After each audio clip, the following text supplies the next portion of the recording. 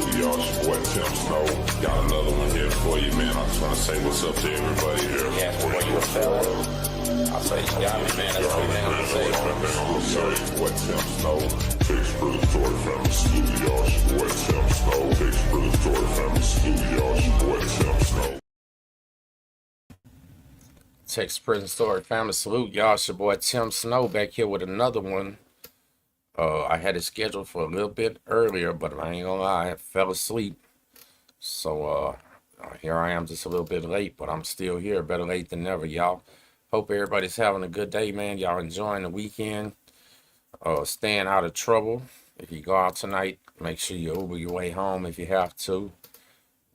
Uber's too cheap, man. We're on too many DWIs and DUIs and all that type of stuff, man. I'm watching people I love catch them. One of my friends got one the other day, and I'll tell you what, that's a bad feeling.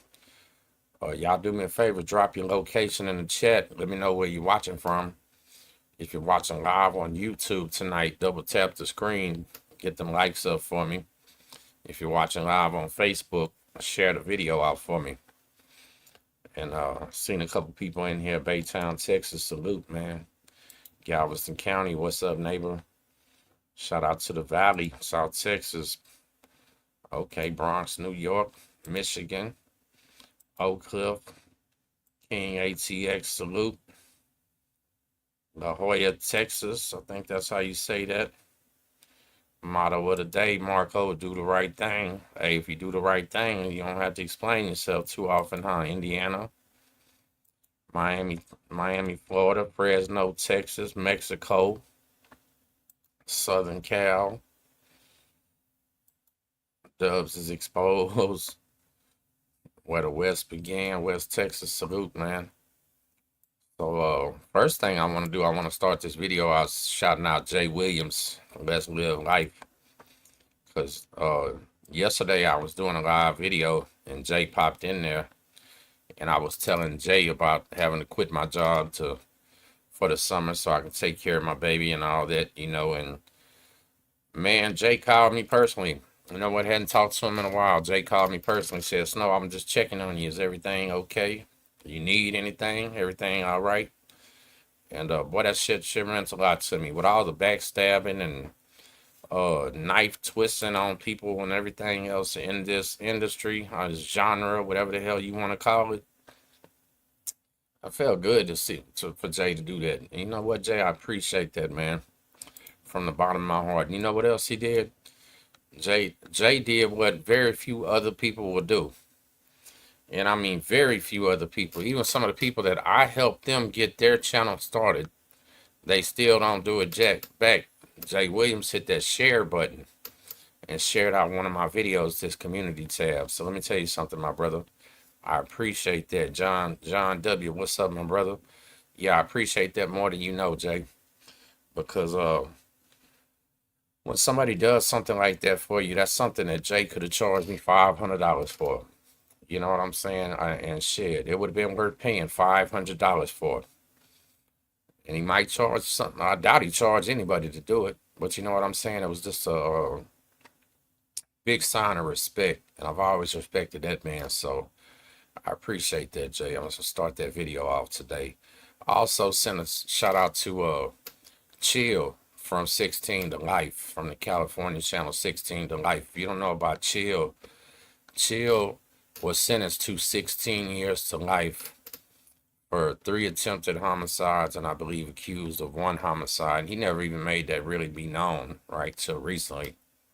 Before that, man, he just seemed like a chill dude, right? Like that's where Pat, what's up, Pat? I see you. Ricky, I see you. Paul, salute. San Antonio in here. Yeah, Chill is a real cool cat. He tells some really live stories. He was a Crip in the penitentiary, Crip in the streets, went to jail for a gangbang and held it down mainline the whole time and all that. And a lot of the nonsense reiterated itself the other night when I was talking about drunk tubers. Y'all remember that? When I was talking about drunk YouTubers, right? Well, I'm gonna show you how silly drunk YouTubers can be. Because that video I made about them, that was me in a roundabout way, not fighting Chill's battle for him, because he didn't need me to. He's a solid, stiff man, right? That wasn't me that wasn't me fighting Chill's battle for him. That was me knowing that Chill's such a cool dude and he's so reserved that he wasn't finna come out with the 1-2 punch on their ass, because he don't do that, right? But guess what? Chill came with the uppercut, the left hook, the right hook, and 2 jabs on Dub's ass. Because this is how unintelligent sometimes people are, right? You make fun of me because I talk slow. But boy, I'm finna start making fun of you because you talk too fast and say dumb shit. Yeah, you might want to slow yourself down, dog, and start thinking a little bit more. But it is what it is, right? So, Dubs is a person. Never had no problem with Gunner, really. You know what I'm saying? But Dubs and Gunner, listen, they make their entire YouTube career, their entire YouTube status channel about other people. You scroll through these men's videos, channels, everything is about other people, and every now and then they'll mix in a story that they tell. Now we're realizing that we probably can't even believe now story they ever told, because you can't believe nothing. See, once you come on this platform here, the only way that you ever gonna succeed is by having respect. People are not gonna watch you if they don't respect you. Right? And that's what I was trying to tell a lot of people when I first started YouTube, that you have to build a rapport with your subscribers. Sometimes you have to start off your stories like I did, right? I get so many terrible comments about me going, oh, a grown man, he's a white Crip, he's a gang member and all this. Man, come on, man. I had to do that. I had to start the channel by establishing myself, right? By letting people understand who you're watching. Because if I don't start my channel and my stories off with the old Tim, how will you ever believe the new Tim? How will you ever see the change and the growth in me as a man if I didn't explain to you how I was back then, right? And I'm like, chill. I never bragged on it. We don't do street stories. We don't do gang banging stories. We don't do old dope dealing stories. I don't do none of that, right? None of that. And if I wanted to do that type of content, I'd do that for the next million years and never run out of stories. I try to keep it prison related, try to keep it on track, you know what I mean? Try to stay respectful to myself. So that's all I was saying about the drunk, intoxicated YouTubers, right? Like, it's very hard for men to respect you the next day after they see you like that. But I also, at the same time, I understand addiction is real, like, right? I've been through real life. Yeah. When I was young, I used to drink. When I was young, I used to do a lot of stuff. But like I said, when I was a child, I thought as a child. As a man, I do as a man. And that's what you have to do. And sometimes doing as a man, right? That means owning up to your mistakes, admitting to the wrongs you did in life, things like that. Mr. Alcoholic, there is no more question, no more. There is no more question, no more. Because Chill from 16 to life. See, this is where they got ridiculous. Dubs disrespected him, called him a P-U-S-S-Y. Deleted the video, then came back and said he was so drunk he don't remember none of it. He said some people told him about it. Dubs himself even acted like Chemo's Flicks, shout out to Chemo's Flicks, didn't re-upload the video. He acted himself like I didn't play the video again. You understand? And here goes Gunner going with him. This is my boy. I'm going to ride with him, right or wrong, right or wrong. Well, I said this again. I'm going to say this again. Grown-ass men, we don't ride with our homies when they're wrong. We just don't. That's what little kids do. That's that gang mentality, homie. No, if you're my homeboy and you're wrong, I'm going to tell you, say, cuz you're wrong. You're tripping. Nah, don't do that, man. Tighten up, bro. I'm not going to sit here and put my arm around you and go, let's be wrong together. What type of man does that? You understand? What type of human being puts their arm around another man, embraces them, and said, "We're gonna be wrong together"? No, we're not. You're gonna be wrong by yourself, because when you're in them handcuffs, people making these videos on you and all this shit, you're gonna be in the cop car by your damn self. I ain't gonna be there with you. Hell no. So yeah, the whole point to this is shout out to 16 to Life, because see, they when they spoke on him, they tried to make it act like they punked him out on the phone, like they disrespected him, and he just took it, and he was like, yes, yes, yes, yes. But what they forgot was Dubs admitted to Chill himself. He admitted to Chill himself on that phone call that he debriefed, that he dropped out, and that he went SMR, and then got drunk and forgot it. Isn't that crazy? TSF says Juan Gotti wants to fight you, Tim Snow. I told Juan Gotti run that. He lives right down the street from me, homie. And Juan Gotti came back and said he didn't want no real problems. It was just supposed to be internet beef. Well, I told him, if it's internet beef, homie, you're 5 years behind, because I've been clowning your stupid looking weird tattoo face self for a long time. Right? Yeah, he said it. He said it, and I responded back. Go, why you trolling the comments? Go watch the video where I responded back and said, "Run that." I don't think he knew I was 6'2", 215. Yeah, I don't think he realized I'm the white dude that will answer that back, right? And I don't think C-Dubs and them, man, there's such a racist stigma in this world between everybody, such a racial world. They just assume, oh, I'm just gonna slap all white boys and slide them around and do them bad. Well, guess what? Some of us ain't having that. Yeah, some of us grew up in the hood. Some of us have been defending ourselves since first grade. You understand? I remember coming to first grade with a black eye. You know what? Not one person laughed at me. Everybody was like, okay, that white boy squabble. Yeah, I remember fighting in second grade, going to go sit at the little desk in the special class. You know what I'm saying? I remember in third grade, we all got in trouble because a cat named Lewis. I love Lewis, man. I ain't talk to him. I ain't gonna say his last name. Lewis went around with a list in third grade asking everybody, are y'all Bloods or Crips? And Lewis got caught with the list, and we all got spats. Yeah, we all got whippings from the principal that day. The whole list.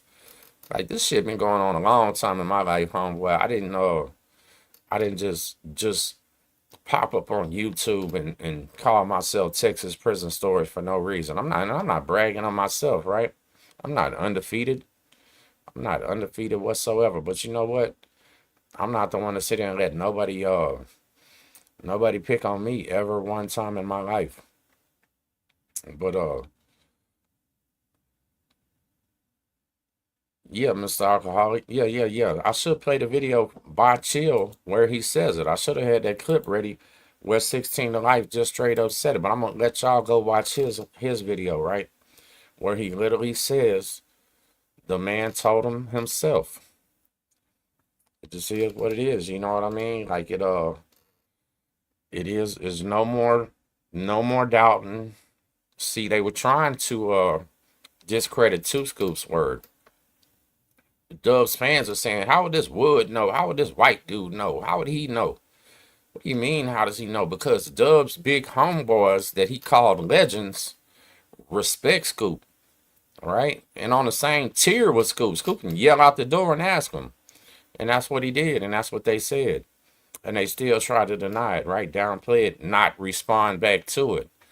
But say, we're finna force this man to respond back to this, because this is why. I said I wasn't going to make no more videos about it, and I shouldn't. But oh well, like I said before, I got a child to feed.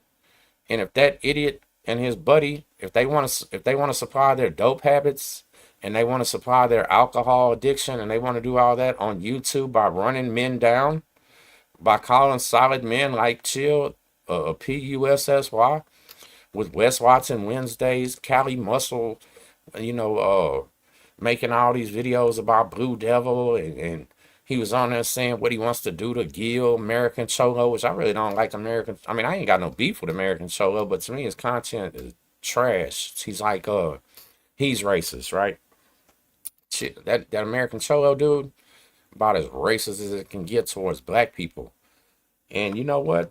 I'm white, but I don't like racist people of any style, any color, anything. You know what I'm saying? Nothing, nothing. I'm just not in me. It's not in my nature. It's not in my style. I'm fixing to be 45 years old, right? I'm fixing to be 45 years old. And you know, I never one time heard my mom or dad say a racist word in their life. Never heard my daddy say the N word one time. Never heard my mama say it. Yeah, I was raised by my Mexican grandma that never had a problem with nobody. Ever. Never. Yeah, my black friends could come spend the night at the house. So when I hear a lot of this racial stuff, and it's always coming off the West Coast, and I get a lot of it in my comments, you know what I'm saying? It confuses me, man. It confuses me. I don't like it. I don't support it. I don't rock with it. None of that. But I guess that's just how some people are raised. And I never realized that California was more racist than the South, right? That's what shocked me. All you ever hear about is the South and the rebels and the rednecks and the rebel flags. But damn, how come we don't get no publicity about the race wars and the race riots and the black against brown against white out there on the West Coast? Yeah, you watch TV, you think California's all surfers, bloods, and crips and all of this shit. You don't realize they all hate each other out there. The land of hope and opportunity is really a miserable ass place where people can't stand each other. Like, damn, man, what's going on? You know what I'm saying? Like, what is happening? Y'all got to do better. And that was part of why Two Scoops even rocked with me. Look, all the Woods, everybody wondering, why did he mess with this guy, Tim Snow? The reason he messed with Tim Snow was because he was trying to stop some of that, right? Two Scoops was trying to show the young Woods and the white men that look up to him that you don't have to hate people to be a solid Wood, right? You just don't have to be. You don't have to be full of hatred to be full of pride of oneself. And that's where everything goes wrong. It's okay to be a proud white man. It's okay to be a proud Hispanic man. It's okay to be a proud black man. It's to be expected. And if you're not, something's wrong with you, right? Like, yeah. Somebody left a comment on the last video. Let me say, so listen, I did tell a story last night, and I uploaded it late. So I'm going to be honest with you, right? That late video got the lowest views of anyone I've ever done. It's kind of embarrassing to me. Like, that video was fire that I did. It was about a man who got a jacket labeled on him walking through the door in jail as a sexual predator. And I was one of the only ones that didn't believe him. Like, I thought he was legit, right? So y'all do me a favor. Make sure after this live, you go watch that last video I uploaded, not the live, and help me run them numbers up, because I promise you're going to enjoy it. And when I drop part 2, it gets a lot crazier, right? Y'all know how I like to do my videos. I kind of stop them at a cliffhanger moment. So I tell a story about the first one, and that story was inspired a little bit by Jumpsuit Pablo and that nonsense that he said, right? So he said gangs ain't allowed to steal and all that. So I came back and told a story about gangs stealing. Yeah, and bad jackets getting put on people, right? And how easy it is to fall for the BS. Political propaganda, prison politics, jail politics, you know what I'm saying? It's real, right? And it's hard to understand. It's hard to understand. I'm glad you like Pablo, but I don't like nothing about Pablo. I can't stand how Pablo came out representing himself as a gangster disciple and a member of some black prison gang and all that shit. And then I watched that video and he sounded extremely biased towards a young black man for no reason that he never met. He was race baiting, click baiting, adding to the drama, adding to the discontent and all that type of stuff, because maybe that's where it goes on, where he's at. But yeah, for the most part in Texas, races rock together. In the places where races live together, they rock together. maybe there ain't too many black people in South Texas. So a lot of them Mexicans maybe don't even know a black person. But anything north of San Antonio, man, we pretty much get get along, right? We're not on that black versus brown versus white shit here. In prison, do things fall along racial lines? Yes, it does. It does. But is it racial tension constantly? No.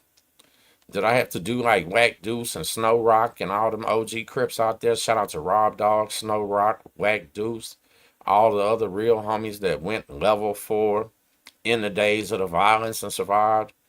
Yeah, Wack told me every single day he had to keep a count on the woods and pay attention to where they all were and all this. And I sat on Beto 1 and in the feds ignoring them. I don't know if I was tripping or underreacting or what, but no, I never had no day-to-day concerns of nobody doing nothing to me, right? And that was just real true facts.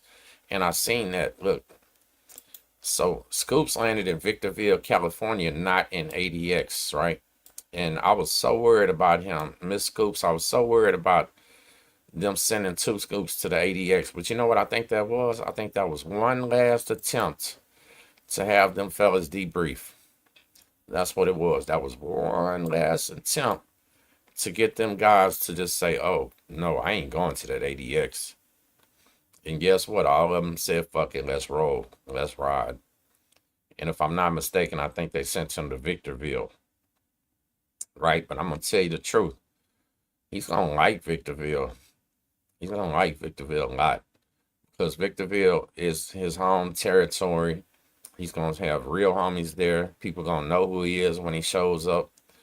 Yeah, real quick. Scoops is going to be in Victorville playing horseshoes, playing a game of pool, going to the band room, playing the instrument if he knows how. You know what I'm saying? Scoops going to be in there in the workout room. He's going to be doing whatever he wants to, right? So they did him a favor with that one. They really did. But Miss Scoops, what you got to tell him for me is stay on his P's and Q's and stay out of trouble.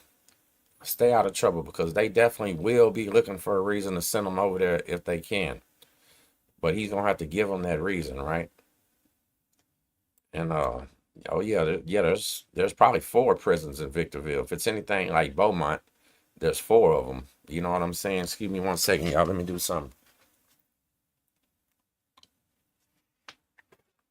So the way the federal prison complexes are, they're usually how it was in Beaumont was there was a camp, there was a low, there was a medium, and then there was the USP. So all 4 of them are on the same property. All 4 of them had the same address, but none of them were connected to each other. All 4 of them were different worlds, right? So Scoop, being that they gave him life without parole, I think if I remember correctly, he's mandated to stay in a USP, United States Penitentiary, for at least 10 years or something like that. His points your points, it's a point level like in California, right? But he'll be fine in the USP because that's the type of time he's been used to doing anyway. You know, so there's two FCIs and 1 USP. So that means 2 mediums and 1 USP. I didn't realize that. Okay. All right. Well, that was not, I thought it was life without parole. When the feds give you life, there's a superseding over the state one. So I'll have to have him explain that one because I've never heard of a federal non-life without parole sentence, regardless of what happened in the California case. That's why they moved him, right? But I'm not gonna argue with you because you know better than I do. But everybody that I've seen in the federal prison, when they have their exit date, it'll usually say 9,999 for the year, or it'll say no out date or something like that. So that's how you'll know when you check. But there's no parole in the federal system, none. What they do is, I believe in the feds, we got 45 days good time per year. I think that's what it was, 45 days. So if you do 10 years, you can get 450 days off, right? So on a 10-year sentence in the feds, you normally pull about 8.5 on it. But I had homeboys like my partner Big Flim. Big Flim was a black disciple from Chicago that was 20 years in, right? 20 on a 20. That's the thing. And let me tell you something about Flim. When he started his career in prison, I guess that's kind of what he called it, because he knew he had that big number. Flim was wilding out. Flim didn't care. Flim stabbed people. Flim went to the smooth program a couple times. Flim bounced back and forth from USPs to mediums to actually had made it down to a low towards the end. Whooped somebody at the low, got caught fighting over there, and then got sent back to the medium with us. But one thing, I'm going to tell you something. Flim was dealing with his actions as a kid, as a young man, because he had lost all his good time, right? Flim had to do 900 extra days in federal prison that he necessarily wasn't mandated to do, but he did it to himself, right? He knew, every time he caught that case, every time he went to the hole, every time he got to the smooth, every time he went everywhere, they were knocking them 45 days off. And it happened to him constantly. So now you're looking at a man. I'm doing time with a man that Flynn was one of the largest people on the compound. He was huge. Big arms, big chest, big everything. You know what I'm saying? So to serve time with him during his last 900 days that he really didn't have to do, but he had to do, if that makes any sense. It was rough watching him because it was a mind messed over, right? Mind screwing. Because he knew he did it himself. He knew he was a bad actor. Shit, even at his last 900 days, Flynn was still in there fighting, catching paper, doing whatever, turning the TV channels if he wanted to, and all that other stuff. He was that was my boy. I love Flynn, man. We was really good friends. When I started my commissary store in the feds, I'm gonna tell you something. So I was on QA at the medium. QA at the medium, they had a commissary store for the white dudes that was ran by the dude that was speaking for the Woods, running that wing. They had their store.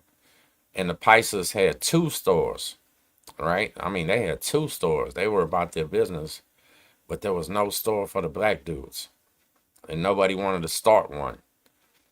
Slim keeps telling me, hey, Snow, man, I know you got the bread, man. We need you to start the black store. Mind you, I'm a white guy, but he's telling me, Snow, I need you to start this black store, man. We're tired of spending money with these Pisces, man. We sure don't want to spend no money with these Woods. Come on. Well, you know what? I'm still on my state time. Like, hey, Flynn, man, I really don't feel like starting no store. I only got 3 years in here, dog. I don't really want to have to poke nobody, get nobody because they don't pay me. Right? I said, because as soon as somebody don't pay me, it's gonna be a problem, man. And I do have enough money in here. I don't got to worry about running that store for no profit, right? Because I came to the feds with a grip. Yeah. I had a bunch of money when I showed up to there, so I wasn't doing bad whatsoever, right? Flim is the one keeps telling me, Snow, well, everybody's gonna pay, bro. Start the store. And he told me so many times. I started the store just so Flim would shut up. If you really want to know the truth, I said, man, let me start this store. Make Flim just shut the hell up. Let's just see how it goes, right? So guess what I do? Yeah, I go spend my entire $300 spend. My locker's already full. I go spend my entire $300 spend on Zooms and Wham Whams, which we call that candy bars, sodas, honey buns, you know, anything, any type of snack type stuff people might want. You know what I'm saying? And that's what I do. They told me, check this out. I also did something else that'll blow a state inmate's mind. Because let me tell you something, in the state of Texas, the rules are so strict that you're not even allowed to hang a picture up on the wall of your own mom. Right? There's no pictures allowed on the wall. They catch you running the store. It's a major charge because you're not allowed to traffic and trade. You definitely can't legally sell things in there and stuff like that in a prison. But you know what? The feds were so wide open. Beaumont Medium was so off the chain. I did the first thing any of these men had ever seen in the feds. Check what I did. I took the wrappers from everything, right? The Snickers, the all this shit, and I bought some glue and I glued them to the inside of my door. The soda box. Yeah, I got the soda box from a guy that works in commissary because normally they just hand you the sodas, but I buy the 12-pack boxes, cut them, glue them to the door, right? I have the cell that's next to one of the two stairways. There's only two stairways, and I got the cell directly in front of the stairway that leads to the shower. So therefore, I got the one with the most traffic. What I do, fill my trash can up with the ice machine every day, drop them cold sodas in there, have them ready, and I would take my chair and set it right outside on the run and put all the snacks out there on the chair, right?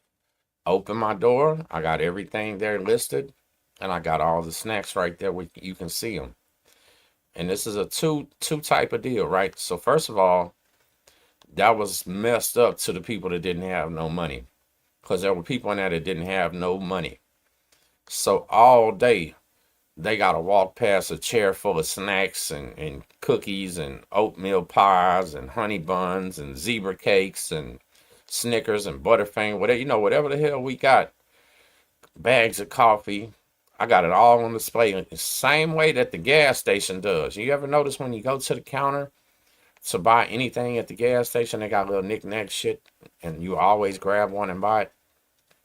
Yeah, that was my whole thinking of it, like a businessman, right? So I put everything out on the run, got everything advertised, and I opened up my store. And I'll be damned if Flem wasn't my best customer. I think he had been in prison so long, even though Flem had money, he still liked coming to shop at the commissary store. Like he would pretend like he was at the bodega in New York or something, man. It was it was crazy, right? But I tell you what, I never had a problem with nobody paying. Only one time, the dude that was speaking for the Vayucos, I had an incident with him. And that I'm gonna turn that into a whole nother video because yeah, I handled that and surprised the shit out of everybody. Shocked the whole prison the way I handled that one, right? But that's for another day. I'm gonna upload the story. Make sure y'all, if y'all watching, man, we got about 300 people watching. Double tap the screen for me on YouTube. If you're watching live on YouTube, double tap it. If you're watching the replay, hit the thumbs up. Make sure you subscribe. And if you're watching on Facebook, do me a favor and hit that share button.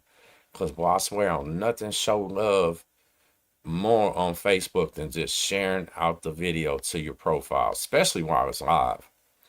That makes a big difference. So anybody on Facebook that is watching this, share it into the, no, I ain't dipping no chew, dip and chew. Say, but you know what? In Texas, yeah, you see black people dip and chew, Mexican people and white people. It is some cowboy shit. And guess what? We're a cowboy state.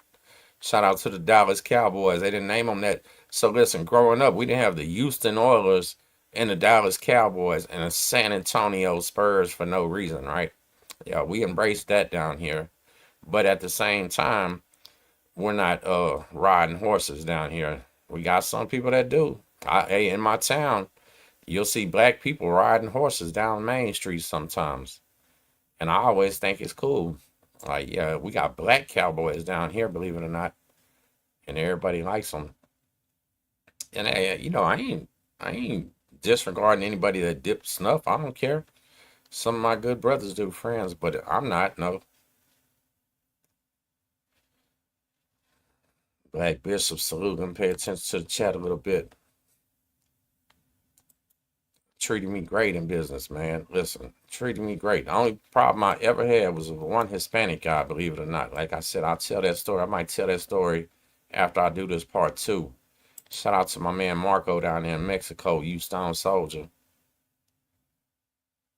Let me see. San Antonio. Drop your locations in here. Let me see where y'all coming from.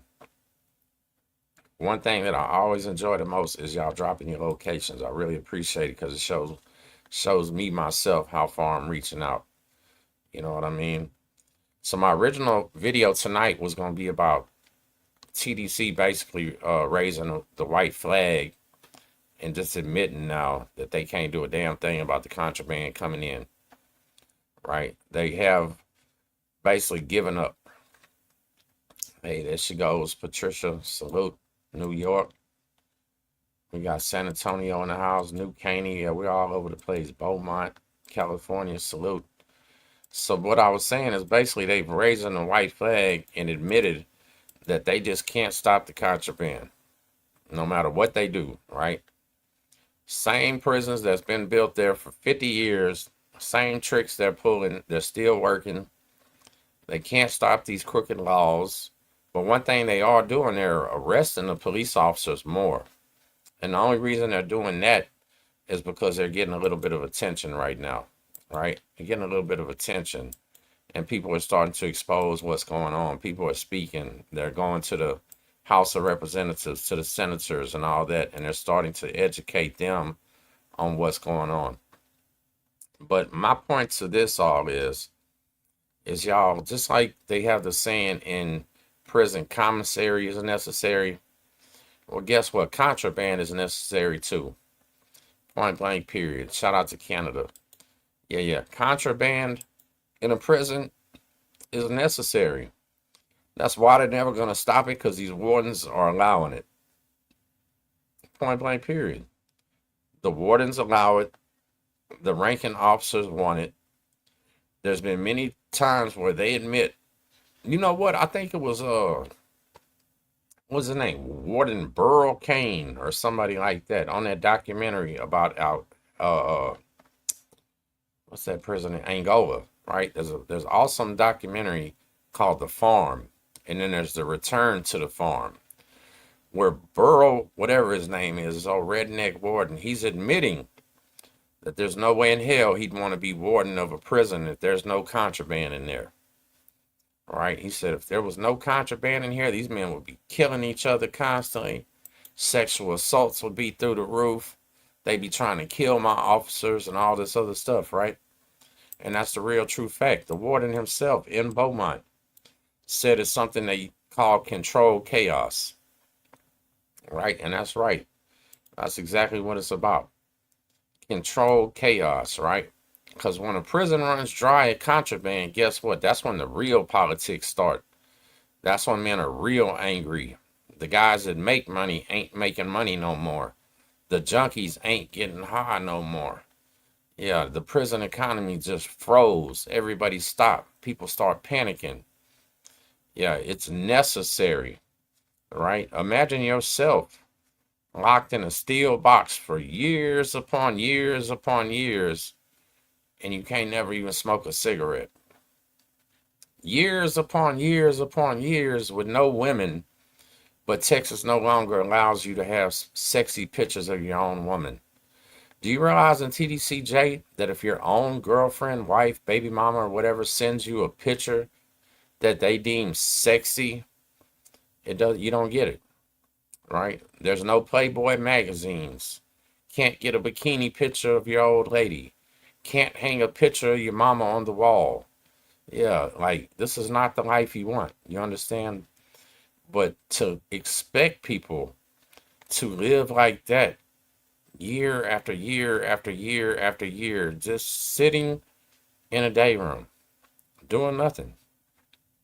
Just sitting in a day room doing nothing. Man, you better believe that's going to cause so much violence, so much crazy shit, because they're going to be so bored. All they're going to want to do is attack each other, find reasons to take out their frustration on other men and everything else. That's why the prisons have, I didn't invent this, right? This controlled chaos shit, this ain't something that I made up. This isn't something that I invented. This is something that's been going on in a long time, since prison started, right? It's just a reality. I'm not saying these men I'm not supporting these men in there using drugs. I'm not supporting the men in there getting drunk or doing whatever. But I'm understanding these men have a reality that they have to escape some type of way. And a lot of them are illiterate. A lot of them can't read. And for years and years in Texas, all we had was just a clock radio in our cell. That was it. And you know what's crazy? A lot of the prisons are located in places where you can barely pick up a radio station. Or you might be somebody like me that likes to listen to rap music and they send you to South Texas. All the stations are in Spanish. You might be somebody that loves country music. They send you around Houston and you got one station, one choice. Shit like that, right? So it's necessary. I'm sorry. I keep telling these prison advocates, that's why I have stopped dealing with the majority, about 98% of the people that consider themselves Texas prison advocates, because their number one goal is not to help the prisoners. No, right now it's to stop the contraband. That's all they keep talking about. Excuse me. Stopping contraband, stopping contraband. We got to stop the K2. We got to stop this. We got to stop that. Man, that shit's poison.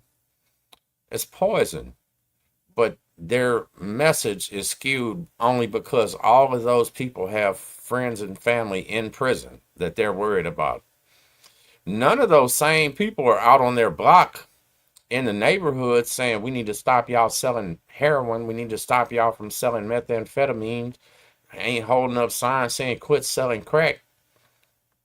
But yet you expect all the people that are in there for doing that to all of a sudden just be a big AA meeting, right? It's like they want prison to be a big AA meeting. But I'm sorry, it's not. And it's not never going to be like that. It's full of junkies and drug dealers and people that like to rob other folks and kill and shit like that. If that's what the hell they want to do while they're in there, that's what the hell they're going to do while they're in there. You ain't going to stop them out here and you ain't going to stop them in here. I mean, you ain't going to stop them in there or out here. We've already proven the war on drugs didn't do shit but incarcerate at least one person out of all of our families pretty much, right? It is what it is, man. They just going to have to accept that.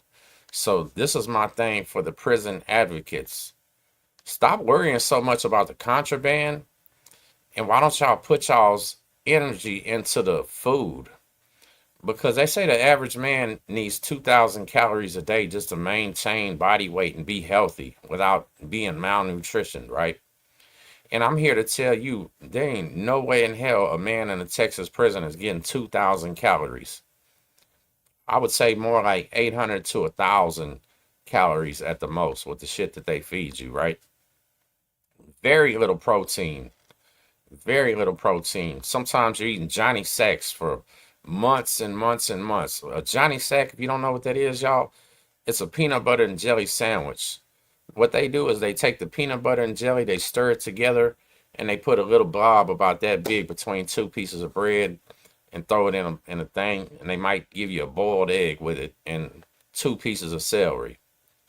And you're going to eat that shit for months. I mean, months sometimes, right? You got guys in there starving to death, and they can't get to commissary. So when they raise the white flag, and they change these rules now that if you get caught smoking, doing whatever in the day room, that is locking people, the whole unit down. Everybody is really, really punishing them people. Like, they have caused people to get hurt horribly, horribly.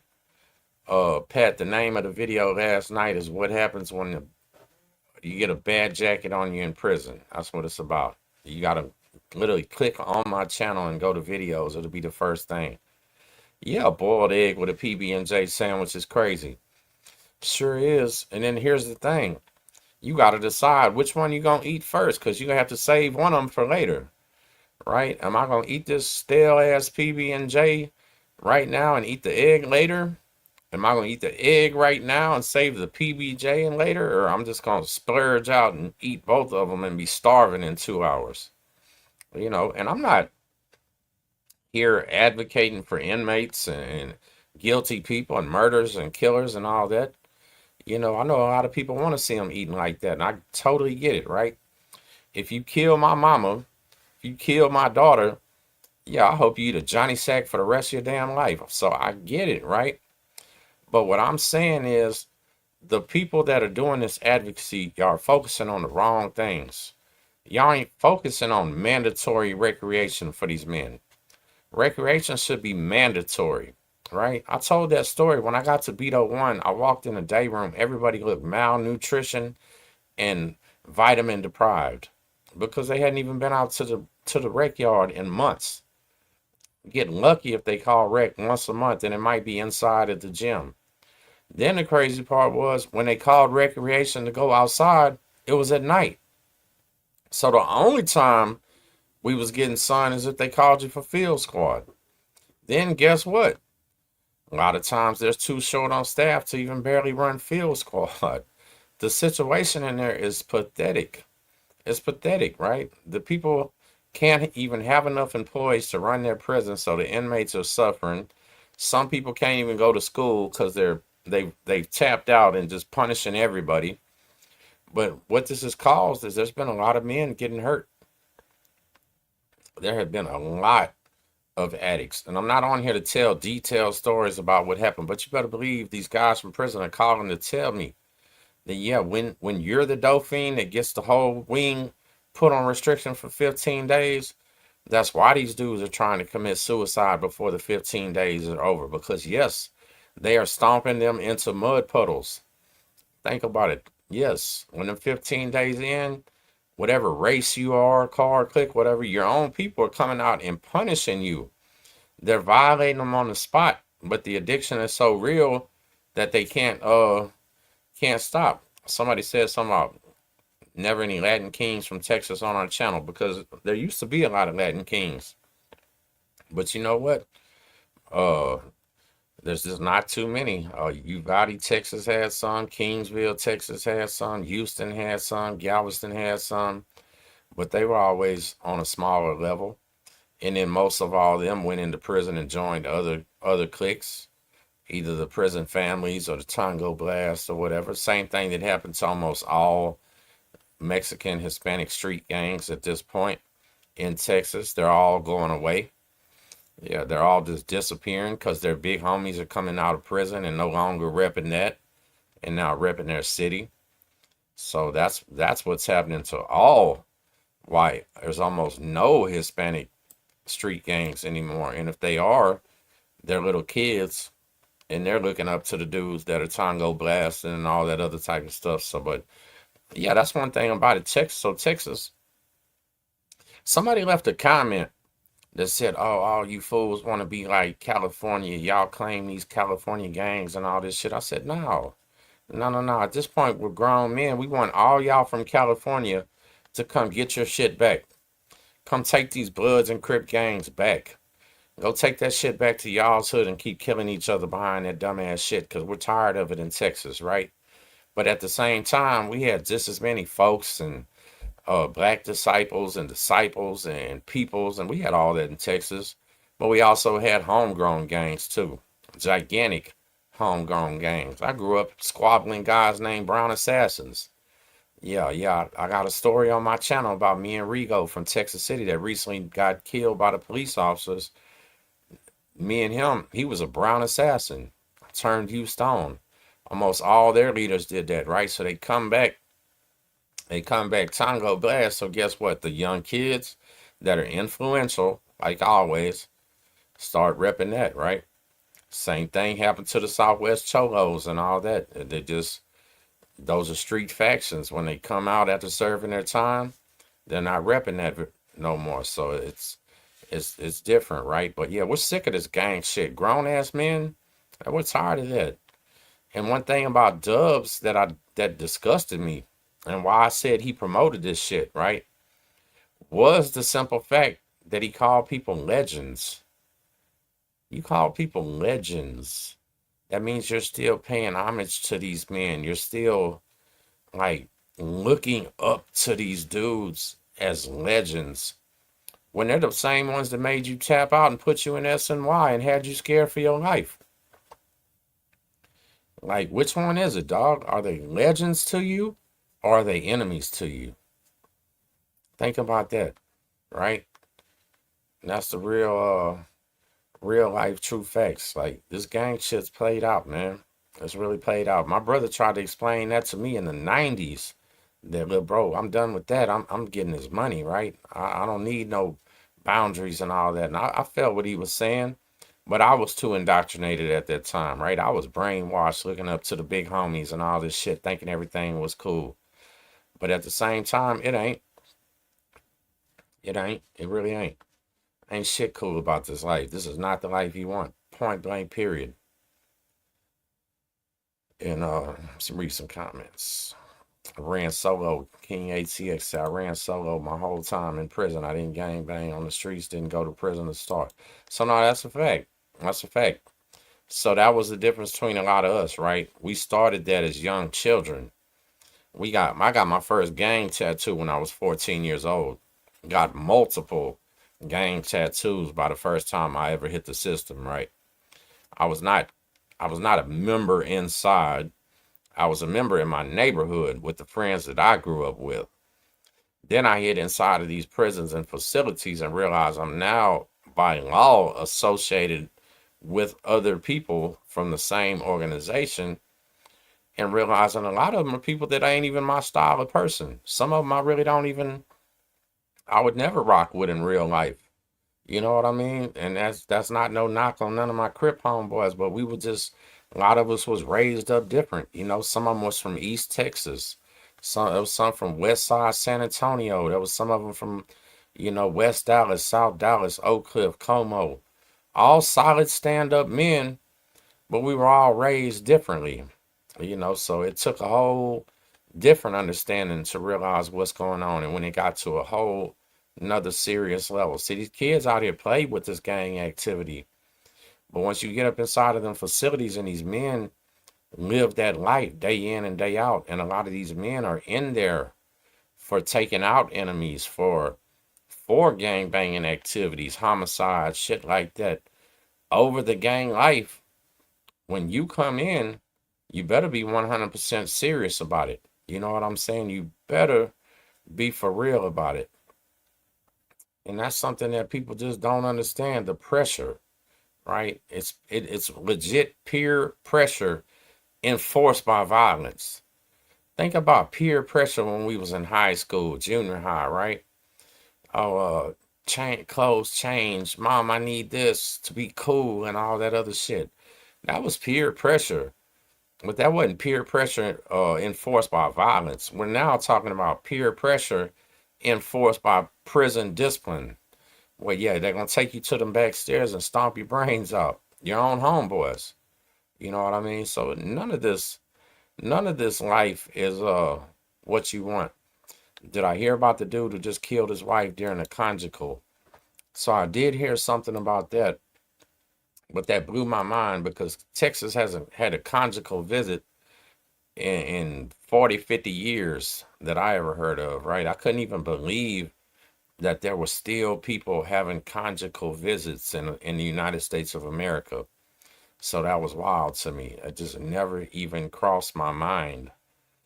So when I did hear about that, I actually had a deep conversation with one of my friends last night about that. Because you know what? I think that's wrong, right? Imagine a woman taking herself to a prison and getting impregnated and on purpose having a child that won't have a father, whose father is not coming home. Why would you do that to a kid? Why would you do that to a child? Shout out to DJ Lil King, Corpus Christi, Texas. I see you, my brother. Why? What sexual attraction, what love for some man and woman is deep enough? What man himself would allow himself to impregnate a woman and he can't take care of that baby? He can't raise that baby. He'll never one time change that child's diaper. He'll never one time read a little Dr. Seuss book to this baby, stuff like that. So that's why I always thought conjugal visits were crazy, right? I just didn't even realize that it was still happening. I really just didn't realize that that was a real thing. But I guess it was still happening in California. So then this goes to point out the difference between the states, right? I did a video a long time ago called Texas versus California. And that was one of the things that I said. Hold on, you know what, y'all? Excuse me. Let me fix that real quick. That was one of the things that I said is there's no state where the men are harder than other men, right? That's not real. There's rock hard men in California, rock hard men in New York, Florida, Texas, everywhere, right? We know that. Never, never, ever, ever did I say our men were harder than California. That would be ridiculous to say that. That would be foolish to say that. What I did say was our living conditions here are horrible compared to California, right? That's it. Yeah. Forced labor, no pay, no air conditioners, no TVs in your cell, no conjugal visits, no anything that they were having out there, right?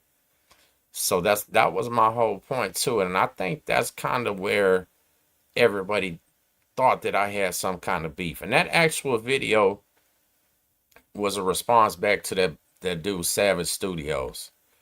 And Savage Studios was so foul, he ended up getting himself taken out in real life behind YouTube. You understand? So disrespectful. He did the exact same thing that Dubs did.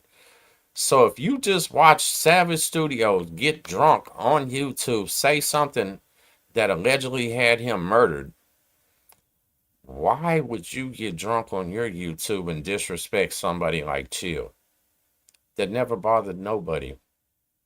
You know what I'm saying? Chill ain't the type to go over there and drive to Santa Barbara or wherever he lives and put no work in over that. No. He literally hit him with the wham bam and just said Dubs admitted it himself. But this is what I'm saying, because I know they watch these videos.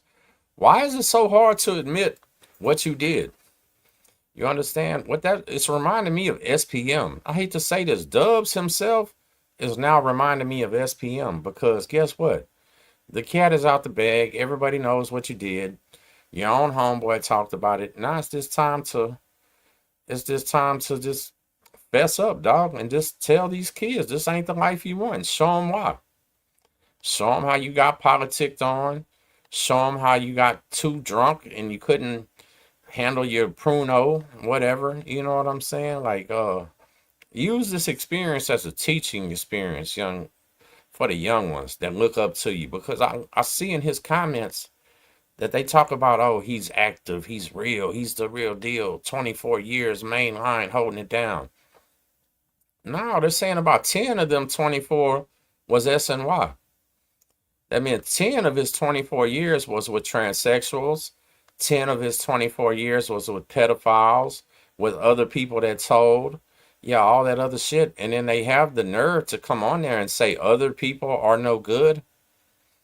Oh boy, you have the nerve to come on here and disrespect Texas and Texas prisons and say we ain't shit because we don't kill child molesters on the first day here? Well, guess what? You lived with them for 10 years. You lived with men with breasts. You lived with people that hurt children, women, and kids. And I don't think you took out none of them. Right? You didn't take out none of them because you made parole. Matter of fact, it don't make no sense, right? So that's why he can't come out and say it. He has now put himself in a position by disrespecting so many of the other YouTubers that did drop out, that did tell, that he cannot come out and admit it himself.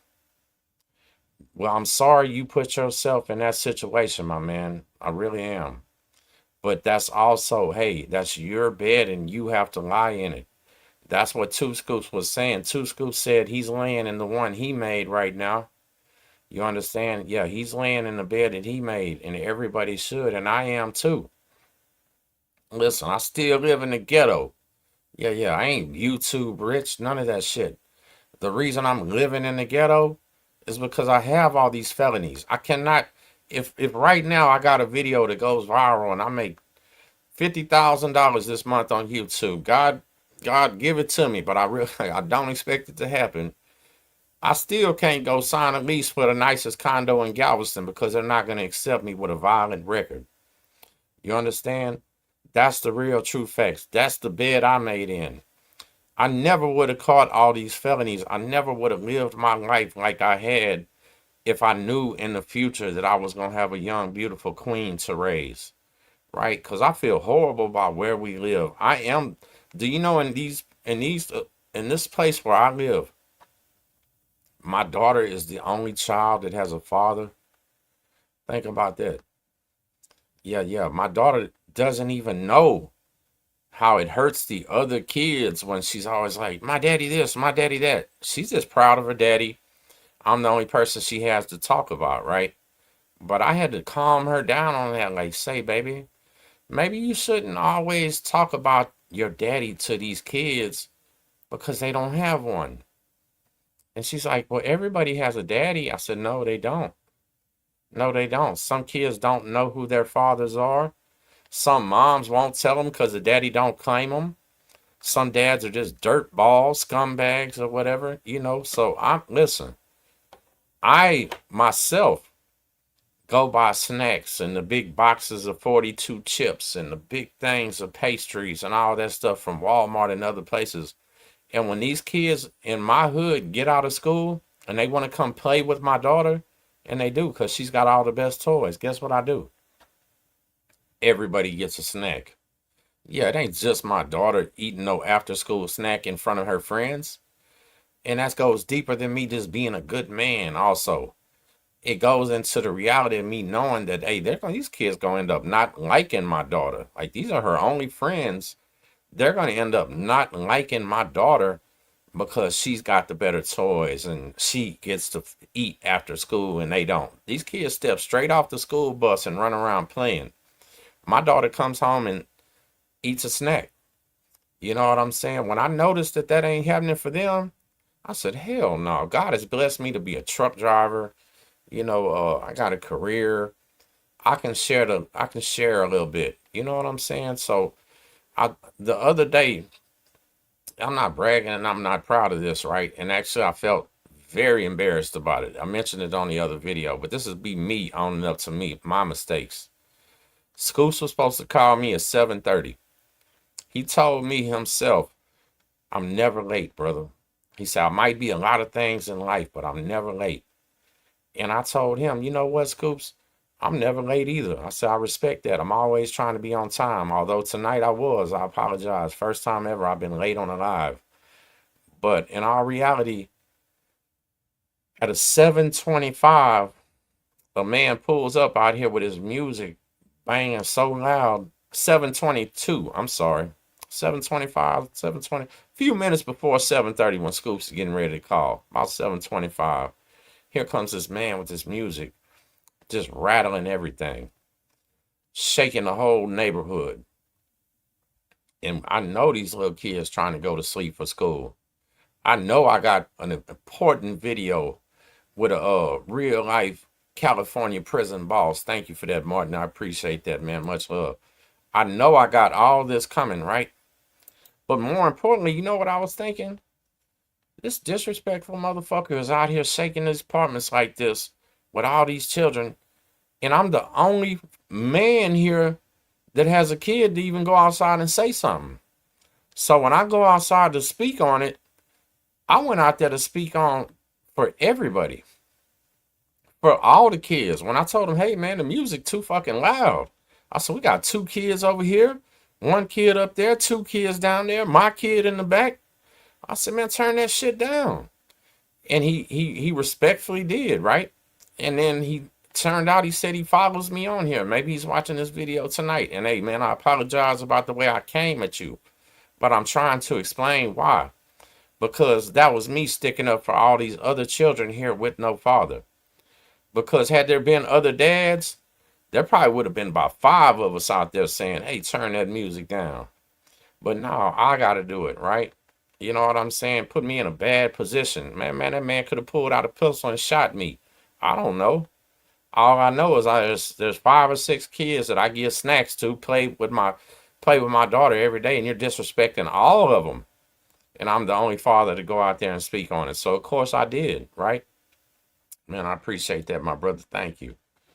Thank you. And I told you I'm gonna be a lot more active on YouTube. This ain't me out here panhandling with my cup on YouTube or nothing like that. But I appreciate those. When you show that love, it means a lot. Because I really did just have to quit my job for the summer.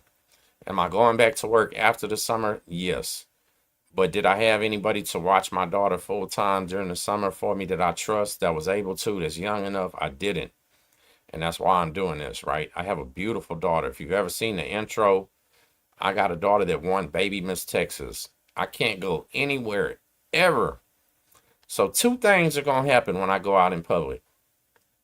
Either somebody's going to walk up and go, hey, Tim Snow, I like what you're doing, brother. Keep doing it. Or if they don't know who the hell I am, they're always going to look at my daughter and go, look at that beautiful little white girl with that curly, pretty hair, right? Like I have a daughter that stands out. God blessed her with the looks and the charisma and the cuteness to where everywhere we go, she stands out. I just can't, as a father, as a man who has been locked up with these sickos, with these creeps, I've covered SPM and them enough to know that this world is foul and you only get one chance, right? Your daughter only gets one chance to grow up innocent. That's why I don't let her watch Texas prison stories or anything like that, because I don't even want her knowing her daddy was in prison. Surely she'll find out later.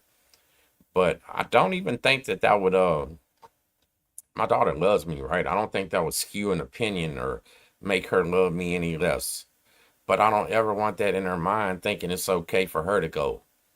So just recently, man, about 2 weeks ago, we were laying in bed together watching cartoons. And she asked me, and it took some nerves. Let me tell you something. She was scared to ask me. She said, Daddy, why is your YouTube channel called Texas Prison Stories?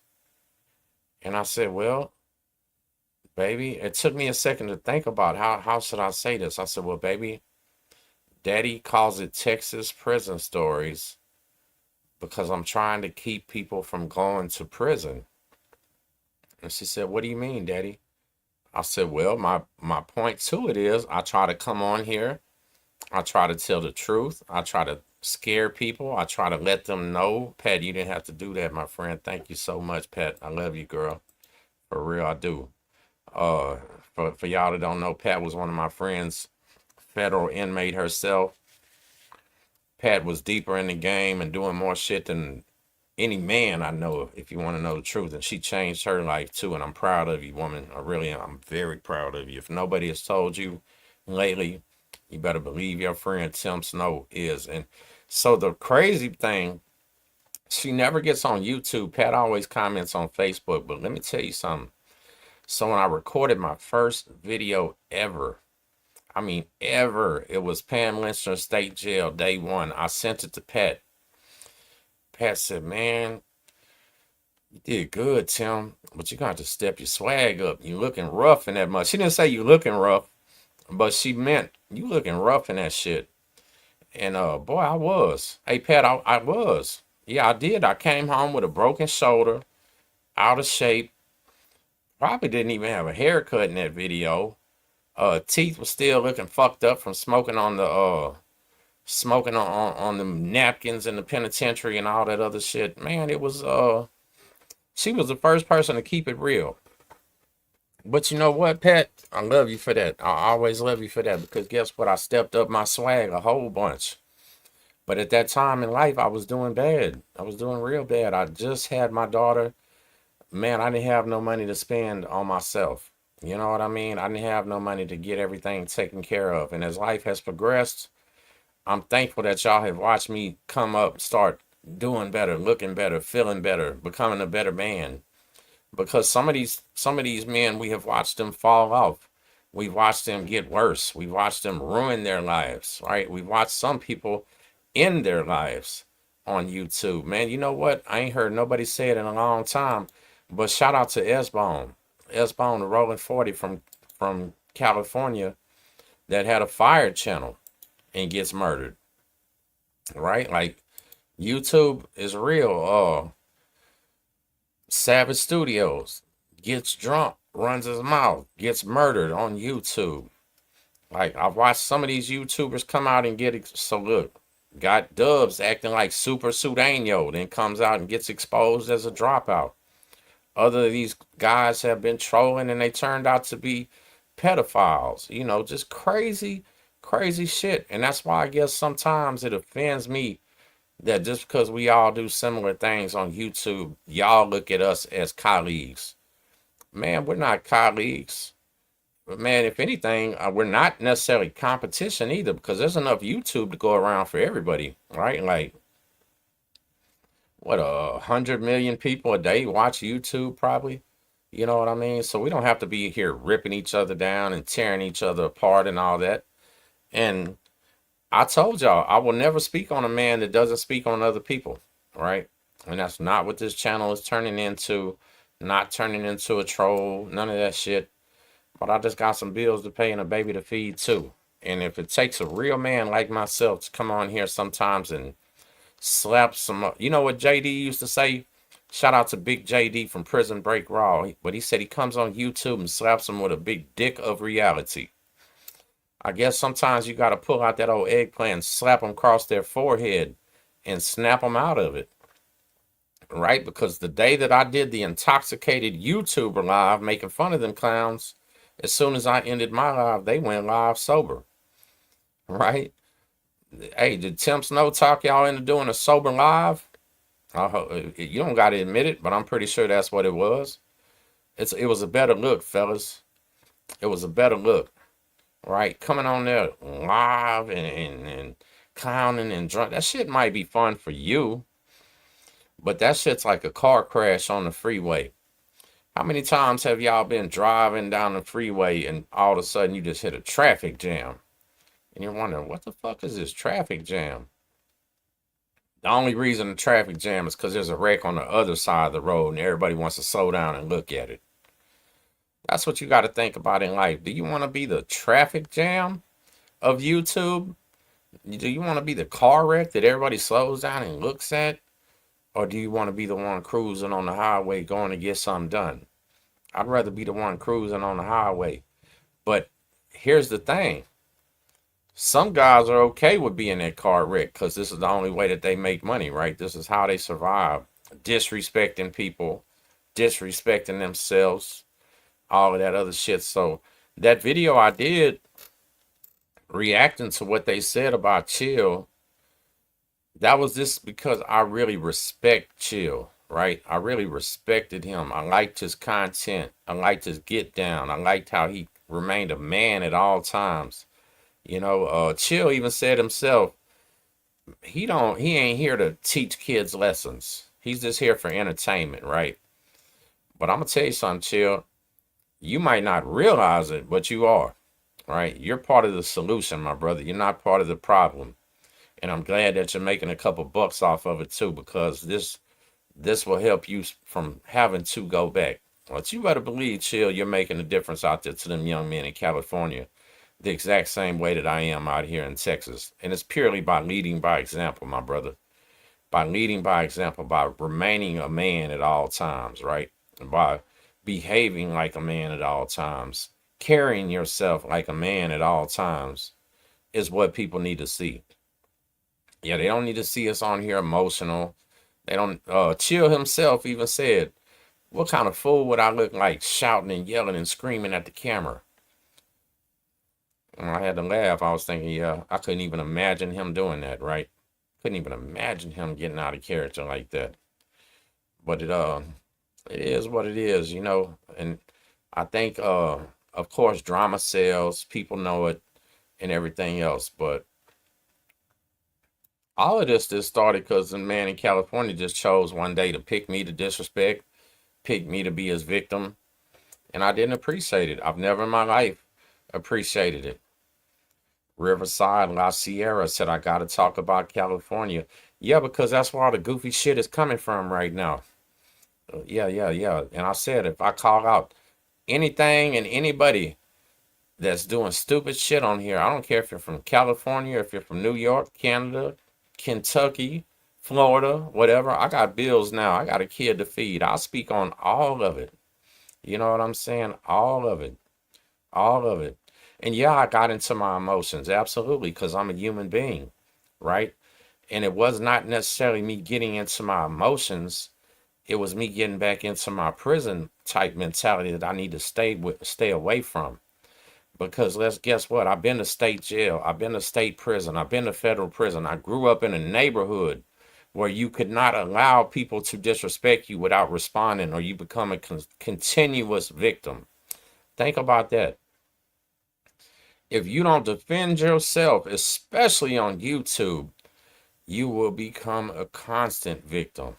Yeah, you will be the one they clown on. You will be losing your respect. All because why? You didn't want to respond back? Think about it. I got the right to do that too.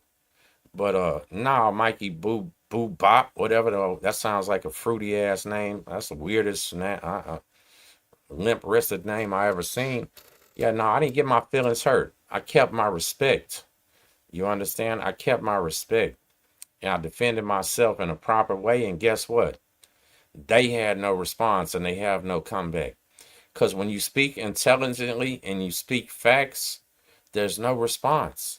The only response is, oh, mumble mouth, white crip. Ugh. That's it. When I call you out on 1,000 things and your response back is mumble mouth, man, get out of here. Real recognize real, right? And look, that's some of his fans in this chat right now trolling. Them people had to subscribe to my channel just to come in here and troll. It's probably them. Yeah. YouTubers are notorious about making fake names and coming in people's comments and starting shit. I've been doing this almost 6 years now. I'm a professional. You can't bother me. Might upset some of the people in the comment with, but it is what it is. Point blank period. People are weird. And nothing brings out the weirdness on people more than the internet, y'all. Keyboard warriors, video warriors, things like that. Look, we got the representation of it right here, right now. Keyboard warriors. Imagine coming in my chat, disrespecting me, talking to me on an anonymous name, right? An anonymous name. You got a fake name, no picture, never said where you are, but you gonna talk shit to me. When I live in Lamarck, Texas, my name is Tim Snow. Here's my face. Look at it real good. Ugly as fuck, right? Standing on every word I say. I ain't running from nobody, meaning what I say, saying what I mean, and leading by example. That's all I'm asking these other YouTubers to do. Lead like examples. Lead like men, right? Come on, man. That goes for all YouTubers. One thing I told Jay Williams yesterday, we spoke on the phone. I asked him, did you watch the videos I made about you, Jay? And Jay said, I did, Snow. He said, you kept it real. He said, you held me responsible for the mistakes I made, but you didn't crucify me and you still showed respect. And that was my intention. Never did I down that man. And I started the video off saying, I understand that I could be in the same situation that he was in just that easy. Because things happen in that quick, right?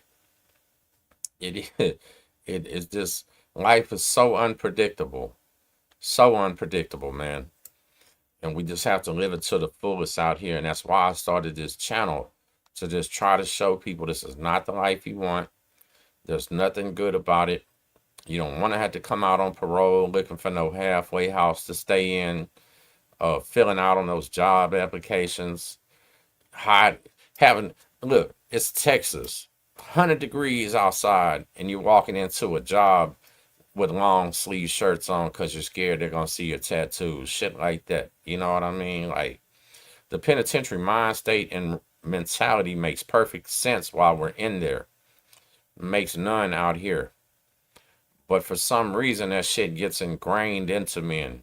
It gets ingrained because you live it. The same way that somebody that joins the military and does years in the military, remain a soldier for the rest of their life. They're not active duty. They're not even employed by the government, but that person is always going to be a trained soldier. Does that make sense? So it just is what it is. Look at that. Pet, think about it, Pet. That's real facts. Listen, that's why I didn't give a damn in that halfway house. I was too far. I'm in a halfway house, almost a free man. When I'm walking in, they're making me pee in a cup, and I'm having to ride a metro bus. Got a Harris County gold card because I'm considered homeless.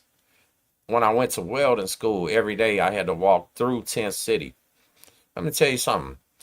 People are scared to death of Tent City in Houston. That's where all the homeless people lived under 59. And every day I got to walk right through Tent City. Every day all of them are speaking to me. And every now and then one of them will yell out, "Yo, Snow," because it was people that I did time with. Pat, you wouldn't believe. So when I came home, that was still the time when smartphones weren't allowed in the halfway house. Yeah, that Buster Brewster. Anybody know Brewster from the halfway house from Galveston? Yeah, he's still an idiot. I couldn't stand that dude overdoing his job, and he knew it. He enjoyed it, right? That dude was sadistic. Sadistic. They took so many of my phones, and all I was trying to do was just talk to my friends and family, and I wanted to be on Facebook. You got these weird ass dudes sneaking, peeping around the wall, looking at us and shit, trying to play like they're prison guards, and literally taking my phone. Pat, when I left that halfway house, let me tell you something.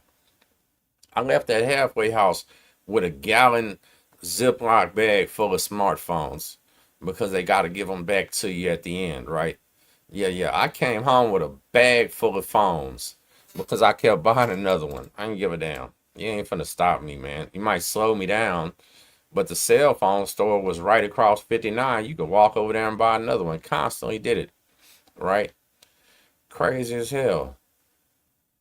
Oh shit, Johnny B. Good getting out is a lot of the battle. And a lot of almost the hardest part of the battle because I seen two different things happening coming out of that halfway house, right?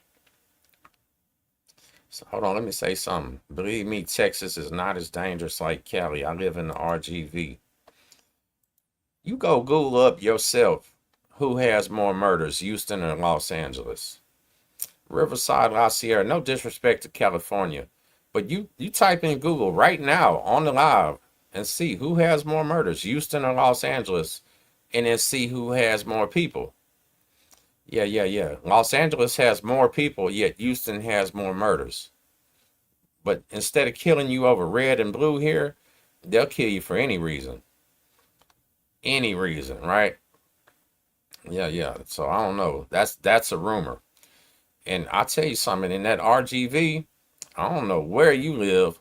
Yeah, because that kicked on them Tri-City Bombers and them boys down there and all that cartel, Aztecas, Pistoleros and all that. You lying is what you doing, or you live in a little country town.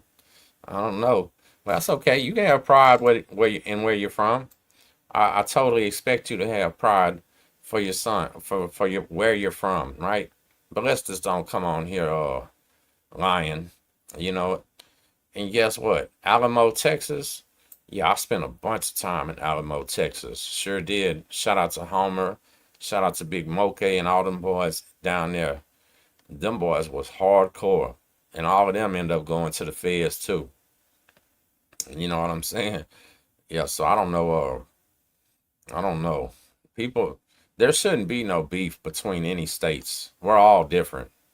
Point blank, period. But right now, I seen a little clip of Dub's favorite topic, Lefty Gunplay, mad because D Baby and Mexican OT are the top two Hispanic rappers in the world. You know what I'm saying? Of course Houston has more. Of course Houston has more. When they make all them videos about rappers getting killed in LA, guess where else rappers get killed at? Houston. Same shit. Ain't no different. You know what I'm saying? Come on, man. It's foolish pride. people in these comments have foolish pride over which place is more dangerous. They're both dangerous. You're getting shit. I can walk outside right now, pick a fight, and get killed if I want to. I promise you, somebody out there that loves me will kill me at the same time. It's just real life, right? I grew up in that environment. It's just real life shit. It's no different in the free world as it is in prison. The only thing about it is in prison is there's the concentration of those killers. And did I know any Texas Syndicate? Yeah, I personally know Texas Syndicate members, of course, since a young child. Like most of them were grown men when I was a kid, and they're all over South Texas. I lived in Corpus. I didn't know you stayed in Sunnyside. You staying in Sunnyside, Pet. So I lived on the 4,000 block in Sunnyside for a while. I had a chick that I was dating, and she lived in so you had Kings Row, and I can't remember the one on the other side. I stayed on so when you come down the street to the left, Kings Row, right there around the first parking lot. What is the one on the other side? I can't remember, but everybody knows what a 4,000 block is on Sunnyside. But I probably stayed up there for about 6 months one time. It was cool. And, you know, when I lived in Sunnyside, I was damn near like I ain't gonna say a legend. I was like a myth. I was like a fable. When they found out there was a white dude living in Sunnyside, and I was hustling back then. I was full blast grinding, doing my thing, right? People were tripping out. I used to go to that little gas station right there in front of Kings Road. It got that little brick wall thing in front of it. And people would say, damn, you're that white boy I heard about, huh? So it was cool, you know. Yeah, we were right there on the backside of Cloverland, not very far away. Right on the backside of Hillwood, where SPM and them supposed to be from. I was right there on Cullen, Reed Road, Cullen, all that area. You know what I'm saying? Dangerous area. It was cool. It was straight. I liked it. You know, I'll tell you, when I stayed in Sunnyside, anybody watching this, any Southside soldiers, remember Lil E. Lil E was the one that was getting harassed by the police officers, and he passed away. I think he swallowed something and passed away. And I remember when I first got to Sunnyside, because Kings Roads were Crips, and the cats across the streets were all Bloods.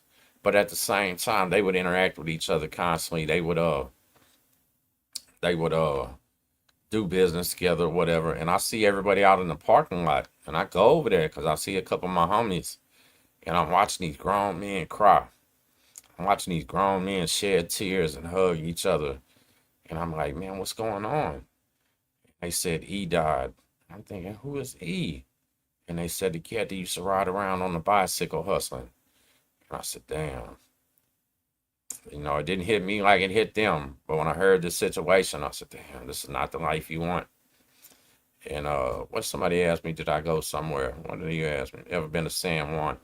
Yeah, so when I was young, I've never even told the story, but when I was young, I was 14 years old. I ran away from home. I was one of those young kids on the milk carton, right? I ran away at 14. I didn't come back till I was 17.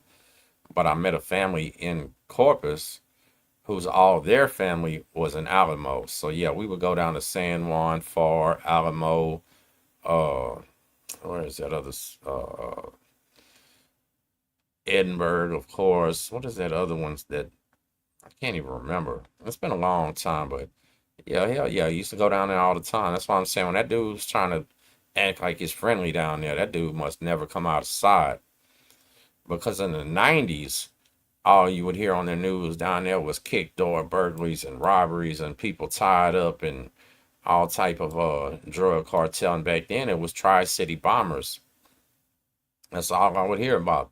I had some other friends that were, what were they called? The Crazy Kings. Shit like that. That's what I'm saying. When people say Texas took California gangs, that stops at San Antonio, because below that, they had their own shit, right? That was only the big cities, and that was due to the fact the big cities are where the California men migrated to when they were on the run, when they were coming here to get their shit, because Texas has always had the lower prices, right? Don't ever let them tell you Cali men was coming out here to sell nothing. Cali men was coming out here to score stuff, and they still do, right? The only thing, I only heard of one thing ever, or actually two things that people go out there for. The rest of the shit, Houston is the capital of everything. Yeah, cartels send everything to San Antonio and Houston, and it goes out the rest of the place. You know what I'm saying? And that's just how it's always been. And yeah, so I had a homeboy that was in Coastal Bend Detention Center with me that was a Texas Chicano brother. And man, that was my boy, man. Damn, that was my boy. I only spent 30 days there with him. But during those 30 days, he was my only friend. All right, so 30 days, we worked out together, we ate together. He was the one that helped me take the remote control. Well, I took the remote control, but he was the one that said he fully had my back, right? Because in that little prison right there, Pisces ran it. It was a federal detention center full of illegals. So Pisces were outnumbering everybody 100 to 1. You know what I'm saying? So they were running shit. But I was tired of watching Spanish TV 24 hours a day. So I took the remote control. I said, man, we're gonna at least watch Cheaters.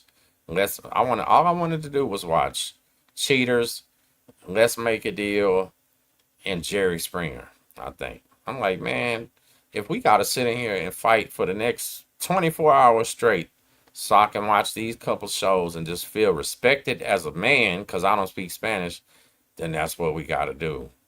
But instead, he just gave up the remote control because he knew that was what was best for him, right? He was a little dude. He was a little dude, and I was 240, solid muscle at that time, like fresh from the free world. So, and I didn't want to have to do nothing to him. I just wanted some human respect. Let me get a little bit of English TV, and I got that, right?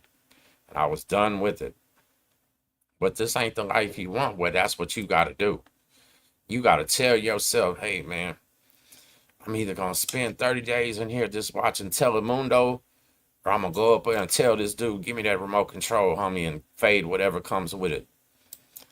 Nowadays, man, I'm fixing to be 45. You know what? Honest truth, I might just be cool. I might just be cool watching Telemundo all day. Yeah, there's nothing but beautiful women and all that. But the young Tim felt like, why wouldn't they have enough respect for me to just turn on some English for a little bit? So instead, I had to make them respect it. You know what I'm saying? I don't know. It's crazy, right? 'Cause this is Texas borders are too hot, so they move and work to Arizona and Cali now. Now that sounds real. That sounds real.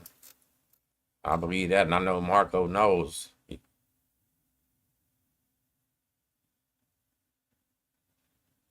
Hey, Maynard Holmes, then unsubscribe, my man. Just get on in, dog. Instead of talking shit in my chat, just hit the unsubscribe button and just leave. See yourself out the door, man. It's no big deal. Because guess what? That man I'm speaking on has a whole day of the week dedicated speaking on a white guy. But he claims that other races shouldn't speak about each other. Now you in here mad because I'm talking about him. He was just a small part of this show. But you know what? If you don't like it, move around, homie. This is a free country.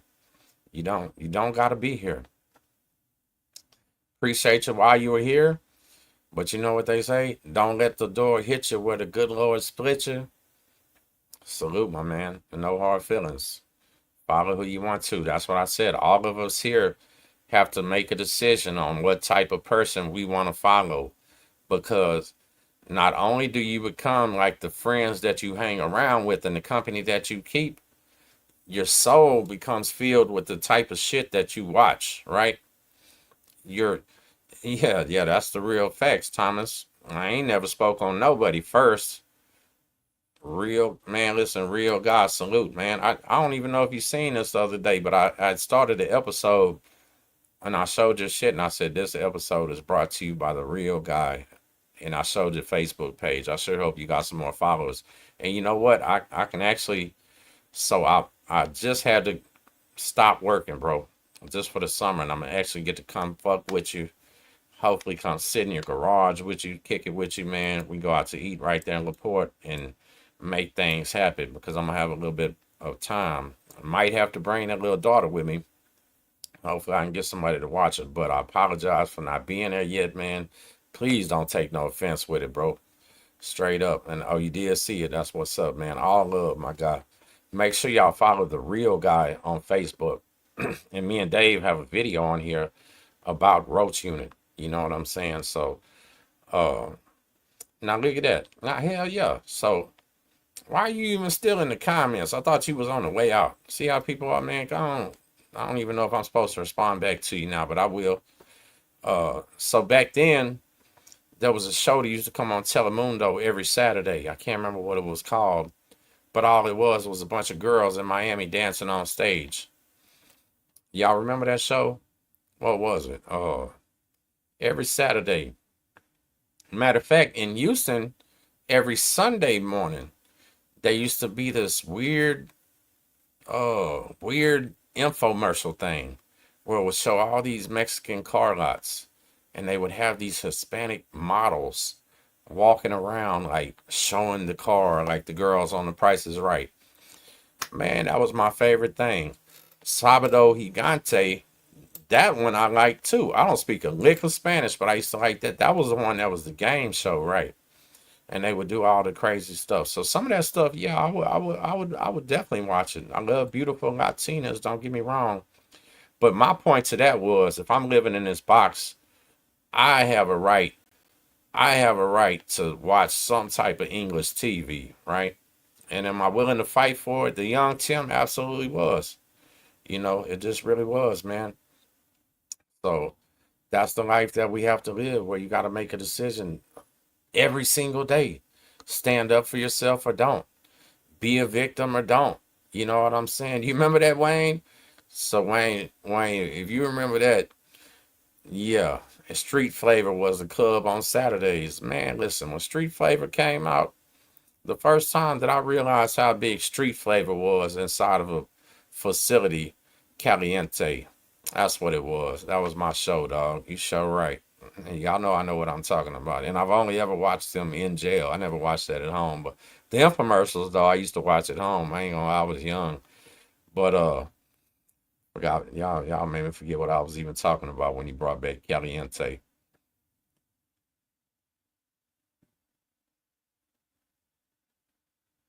Question: had this guy that got a pedo charge and aggravated, but he became Vayuko. Reason I ain't trying to be Vayuko. Can you explain? So, Ro, first thing I'm gonna say about that is, why do you want to be anything? Like, that is the reason why you don't want to be Vayuko? Like, one person, like before that, like, was it your dream in life to be Vayuko gang member or something? Like, that shit don't make no sense anywhere. And I can't speak on that because I'm not Vayuko and I don't even know if that's true. But are there people in every clique organization and shit that slid through with lying about their charges? Hell yeah. And the number one way that happens is guys will catch a pedophile charge or something when they're young, serve their little time, and then come back on a robbery.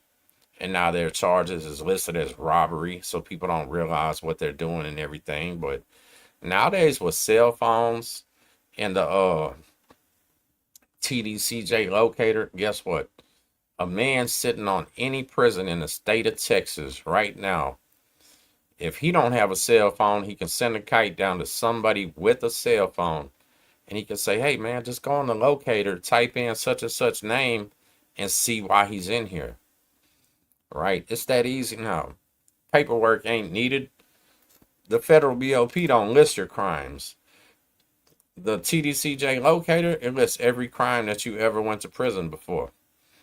All right, so I don't know if that story is even true.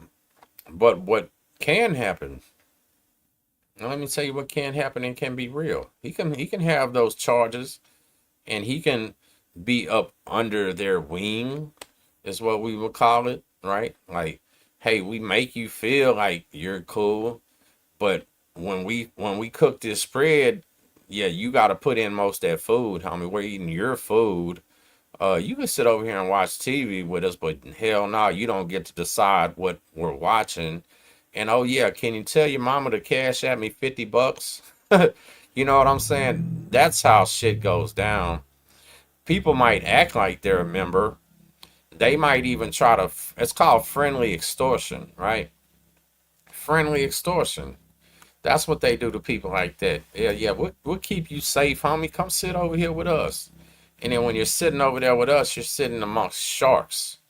You understand? So it gets more complicated than that. But do I believe that they just immediately, and am I going to jump to conclusions that they just made some person like that a member on purpose? Absolutely not. And do I believe it? No.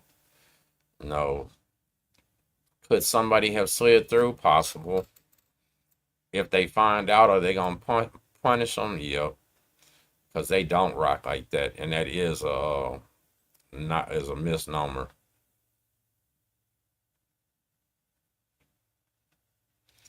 The Asian female teacher from San Diego was given 30 years this week for her actions against her students, but killers get less time. So I didn't hear about that. What was her actions against students? What do you mean? Like, was she sexually molesting children? Was she abusing them? What was she doing to them?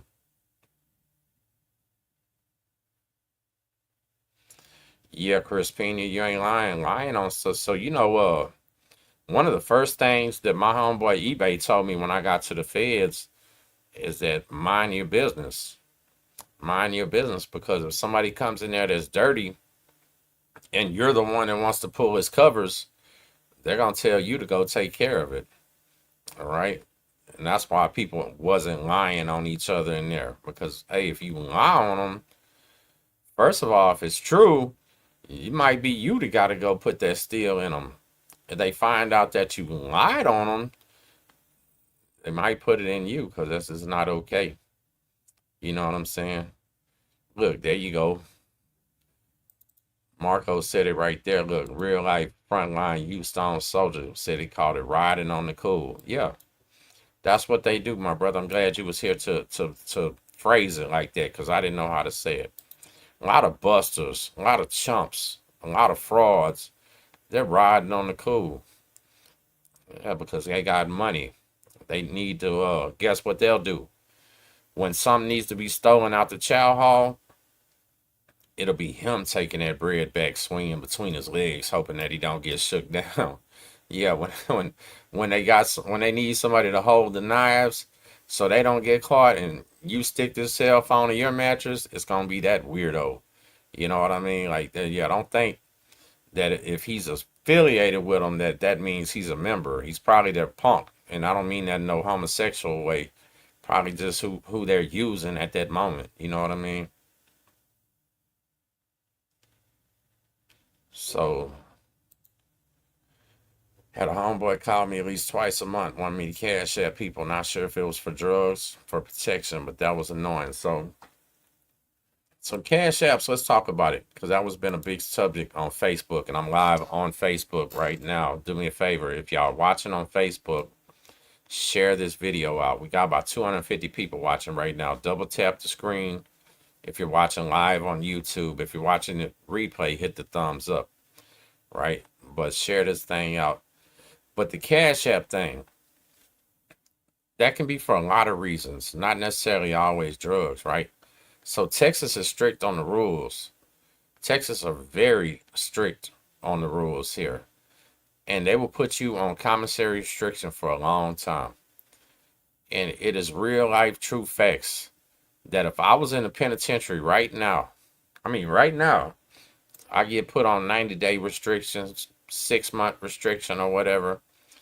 Yeah, I'm gonna call one of my people too and be like, say, fam, I need you to cash app this dude this bread for me so I can eat this week.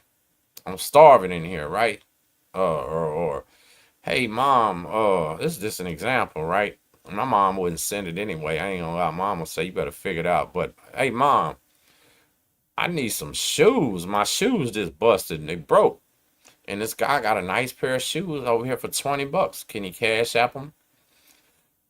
Shit like that, right?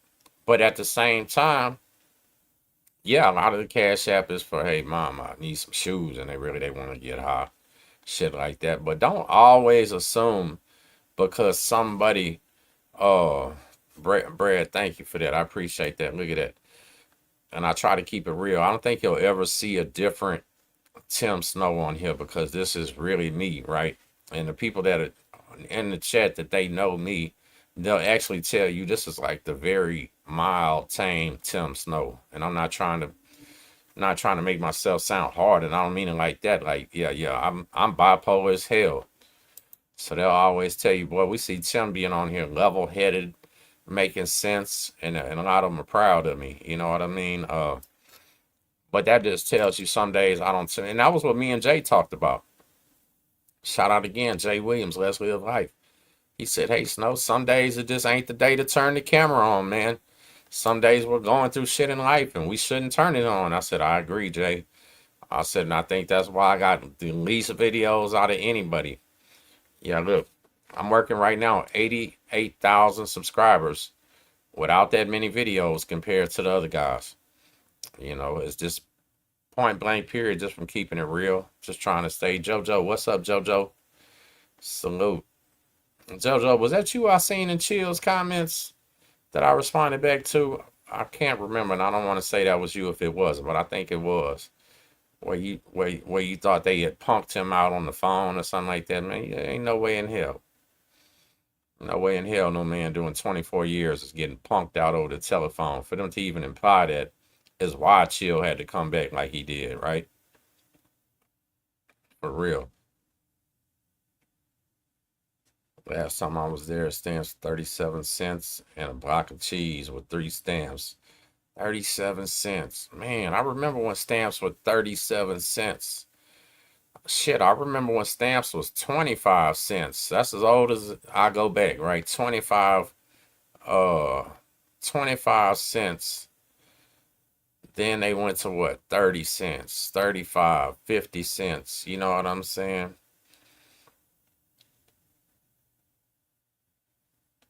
There you go, Nikki. Look, a lot of us are going through the same thing in different places.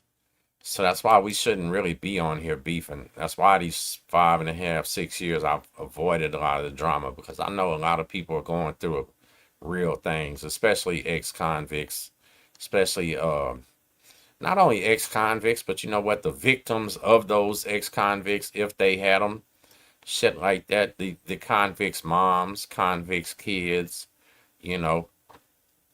Hey, when these men are on here talking about doing 24, 25, 30 years, 20 years, they almost never talk about if they had kids before they went in.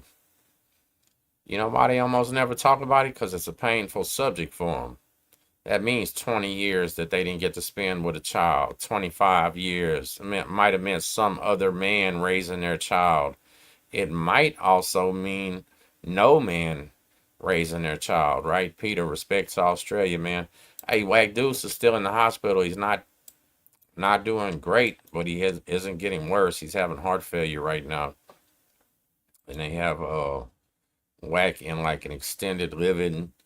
I'm not going to call it a nursing home because that would be more for elderly people, but he's in an extended stay hospital type situation. And Whack also said to tell all of y'all, thank y'all, because Whack was in there with no boxers, no t-shirt, no toothpaste, no nothing, no deodorant, no socks. In Texas Prison Storage family, we got that man a couple $100 that night where he was ordered. He ordered them some shorts, shirts, socks, boxers, and his hygiene products. Right, Pat? Thank you. I love you, woman. Be cool. No, so thank you to the Texas Prison Stories family for doing that, because from day one, Wag Deuce has showed me lots of love, right? Wag calls me his brother, man. And that's why I tell you, all this Texas, California shit, all is that bullshit, right? That's all YouTube shit, because Wag calls me his brother. And I call him mine, too. That's how close we become over these years, and it has nothing to do with gang relation, nothing to do with any of that. Hey, and you know what? That is his Cash App. If anybody wants to donate anything else, send it to that Cash App right there, and in the comment on why, put for Whack Deuce, and it's gonna get straight to him. You know, and we're not here asking for more money for Wack tonight or anything like that. But JoJo, that was real as hell that you did that right there. If you want to know the truth, yeah, indigent. Yeah, Wack was laying in there indigent, and that hurt my feelings when I found out. And you know what? Some of his own homeboys too, real free world homeboys, didn't know what was going on with Wack because Wack is a prideful man, just like myself. He didn't want to tell nobody.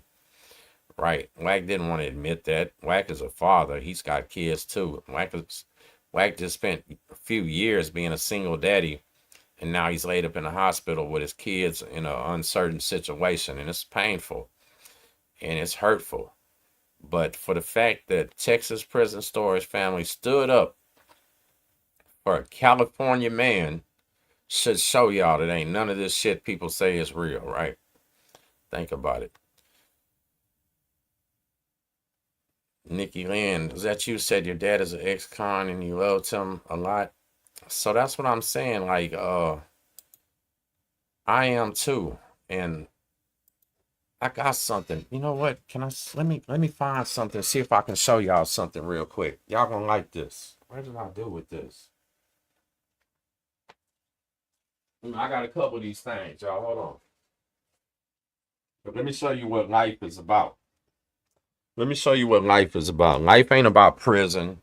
Life ain't about coming on here playing politics and all this other bullshit. Let me show you something. So one of the final tests, my daughter's in kindergarten, right? She's in kindergarten. Her final test of the year was to draw a picture and write what she's looking forward to in her summer. All right, now this is how life is a twist. Because I just told y'all I had to quit my job for the summer because I had no trustable child care for my daughter, and I do not trust daycares, right? But the final test in her Hobo Hanson, salute my brother OG's Hanson. Listen, the final test in kindergarten, my daughter had to draw a picture of what she wanted to do in summer and what she was looking forward.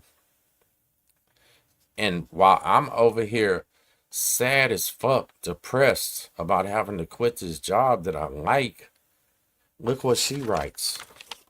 Can you see this? Hold on a second. Let me turn this shit off. Hold on. Let me show you what my daughter does. Look at this, y'all. That's a picture of her daddy and her. That's her. That's me. Look. In May, I'm looking forward to playing with my daddy. Right? Get a close look at that. This is what life is about, fellas. Life is about this. Right? That's what life is about. Life is about when somebody asks your child what she's looking forward to in the summertime. It says, in May, I'm looking forward to stay with my dad. Play with my dad. I didn't tell her to write that.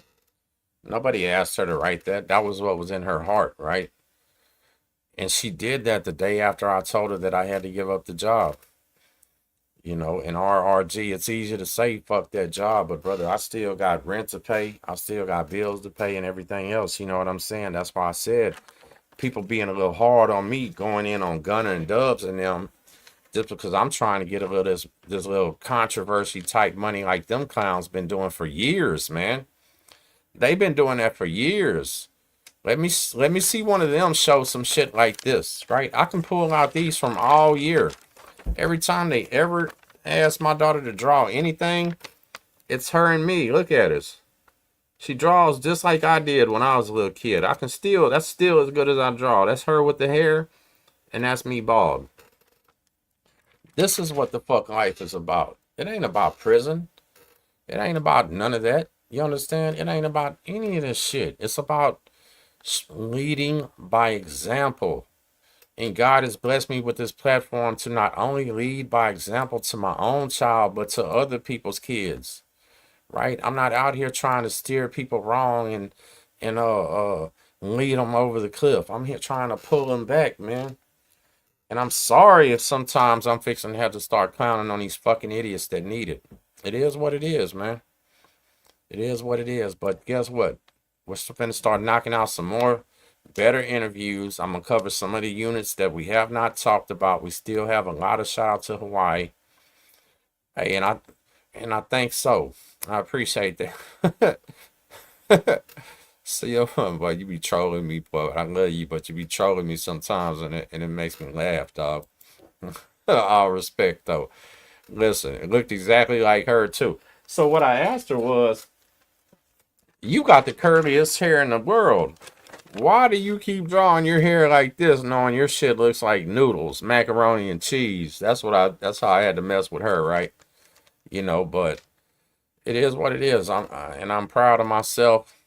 And so my point to all that was, immediately when I'm sad and depressed about having to give up this job, having to do this right now, she comes home with that. And it cheers me up. And I'm happy as hell. Like, oh man, I'm over here depressed. And I know God always makes a way for the righteous, right? When you're trying to do right, God will always make a way. So just point blank period, that fixed my whole situation. And I'm going to keep that little paper right there for the rest of my life, because that was a moment in my life where that was like a lightning bolt from God or something. I was like a lightning bolt. Boy, wake your ass up. This ain't a problem. This is a blessing, because I was working so much that I didn't even have time to dedicate to this YouTube, dedicate to the Facebook. Hey, we just crossed 36,000 followers on Facebook. Yeah, I'm over 10 million views in 28 days, some 11 million views on 28 days on Facebook. Still rocking. We're trying to get the subscriber count to 100K right here. Let me see where I'm at right now. Listen, if I get 56 more subscribers during this live, I can hit 88,000. So if anybody is watching this that's not subscribed, hit that subscribe button. Help this daddy get to 88,000. And I'm about to tell you why. Because the same beautiful daughter that drew that picture every single day asked me, Daddy, when we gonna get that play button? Daddy, when we gonna get that play button? When we gonna get that play button? Because all her favorite YouTubers had that plaque in the back. They all had that million plaque. I'm trying to work on 100K. But hey, if you want to support the clowns, the goofies, the liars, the weirdos, the people that ain't living righteous, that don't take care of their kids, they barely see them, they don't know them, sometimes no fault of their own, sometimes fault of their own, then keep doing it. Keep doing it. If you don't like what I'm doing, sayonara, see you later. It just is what it is, right? But I really love and appreciate everybody that's here for me and for the Texas Prison Stories family, because y'all are proving right now I don't got to get drunk, I don't got to get on here and misbehave, cut up, nothing, to have people watch, right? And that is what I'm saying about leading by example. If nothing else, take from me that it's time for a lot of us to grow up, that we have responsibilities, we can't run from them, and we have to embrace them. Eva, shout out to you, Eva. I love you, lady. I love you. Did you see that, Eva, what I just showed, the picture that Ella did? So much. And Eva, you've blessed us so much, woman. You're the greatest. I love you so much. Texas, California woman right there. I got to tap out of here. Nikki Glenn, Thomas Means, man. We going to try to, we going to get her that play button. Real talk, dog. Y'all do me a favor. Thomas, you do me a favor, because I know you're on my Facebook. Go to my page and just share this video out for me too. They'll watch the replay. And Texas Prison Stories family, I love y'all from the bottom of my heart, man. Y'all are helping me change my life. Y'all are keeping me responsible, knowing damn well I don't ever want to see myself in no thing. And matter of fact, go watch the video that I uploaded last night. Views doing terrible. When it hits the 10K views at least, I'm going to do that. But that was my first personal story that I told in a long time. Y'all been like, hey, Snow, get back to the stories. I did it yesterday, but I uploaded it too late at night, and it didn't hit very hard. So when I end this live right now, take yourself to the Texas Prison Stories channel and look at that last video I did called When You Get Labeled with a Jacket in Prison. And I promise you're going to enjoy it. It's about a 20-minute video. And I'm coming with part 2 once we hit 10K views. So if you enjoy it, watch it, share it out, and help me get to part 2 too. Thank you. I love y'all.